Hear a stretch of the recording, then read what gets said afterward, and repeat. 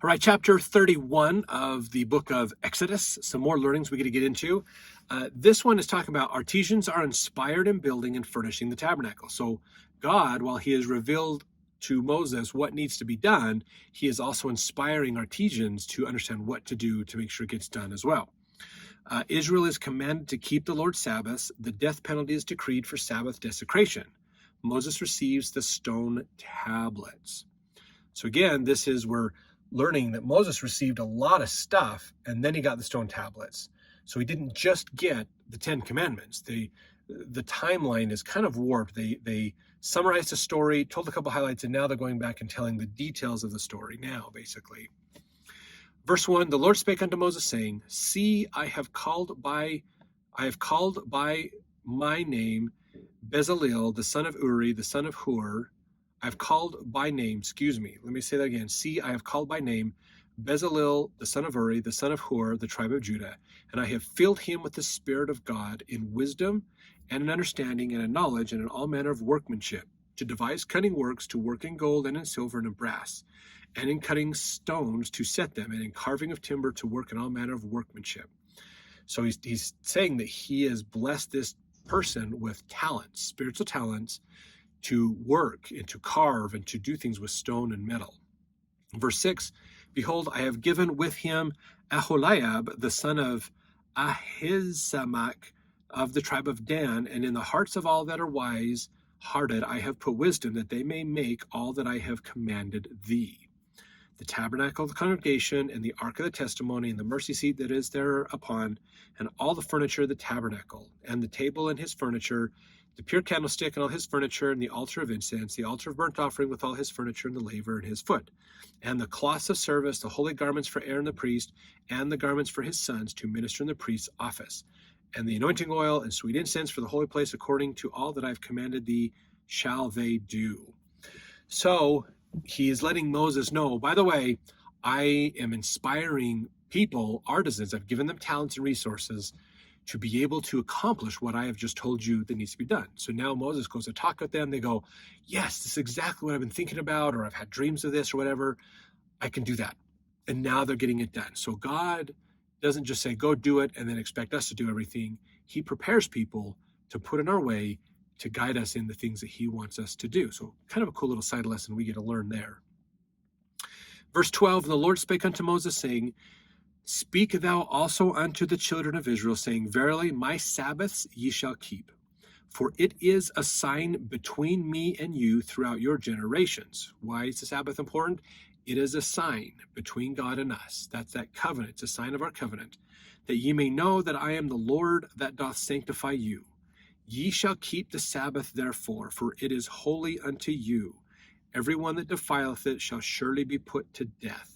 For whosoever doeth any work therein, that soul shall be cut off from among his people. So capital punishment was the punishment for violating the Sabbath day. You were killed. That's what they did. This kind of got to a bit of an extreme with the Israelites later on, more New Testament times, because they were following the letter of the law. So they decided in New Testament times, there's a story of where you could only walk so many steps. And if you reached the end of those steps, you had to just sit down and wait till Monday. Basically, Sunday night at midnight, after it switches to Monday, now you can get up and walk. So you can only walk so many steps. There's the story, in fact, of a family. They had an egg that fell out of the basket and rolled over by the fire. So no one intentionally left the egg there. And it happened to cook because it was near the fire. And because it technically cooked, the owner of the house was executed, because that was violating the Sabbath. So they got a little technical and strict on it, the letter of the law stuff later on. But it's important that God is saying the Sabbath is a very important day and we need to keep it holy. And so as we keep it holy, that's helping us to remember the covenant with God that we've made, to do what he asks us to do, to keep the commandments. And it was important for us to remember that it was also there to remind us that God has made a promise to us too, that he will bless us and help us. As we keep his commandments, we follow what he does, he will protect us and help us. So is the Sabbath day an important day to keep holy? Yeah, I would say so. All right, verse 15, 6 days may work be done, but in the seventh it is the Sabbath of rest, holy to the Lord. Whosoever doeth any work in the Sabbath day, he shall surely be put to death. So that's that again. It was capital punishment for violating the Sabbath day. Now we don't have that here. We don't do it that way anymore. Thankfully, that's a little harsh, but it's important for us to realize the Sabbath day is an important day, and how can we keep it holy? We'll get extra blessings by keeping it holy.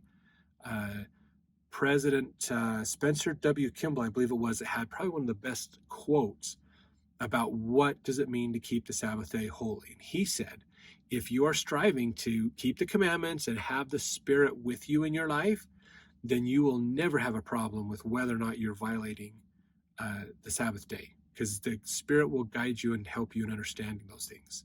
So that's more of the key, is work on keeping the commandments, work on having the Spirit with you, and the Spirit will tell you and guide you in what's appropriate or not on the Sabbath day, basically.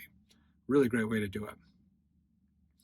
All right, verse 17, verse 16. Wherefore the children of Israel shall keep the Sabbath to observe the Sabbath throughout their generations for a perpetual covenant. It is a sign between me and the children of Israel forever. For in 6 days the Lord made heaven and earth, and on the seventh day he rested and was refreshed. And he gave unto Moses, when he had made an end of communing with him upon Mount Sinai, 2 tables of testimony, tables of stone, written with the finger of God. So at this point, now Moses gets it. And if you're thinking, wait, but Moses got tablets back in like chapter 19 or 20, because chapter 20 is the 10 Commandments, right? So this is afterwards. This is not necessarily afterwards, but they kind of sped the story up and said Moses went up, got tablets, came back down, but there's more to that story. So they went back and they kind of told that. So there's a little bit of a jump of what was in the timeline here, basically. So if it sounds a little confusing, it's because it is a little bit. You just have to realize that sometimes they will tell us a shorter version of the story and then go into a longer version of the story after that.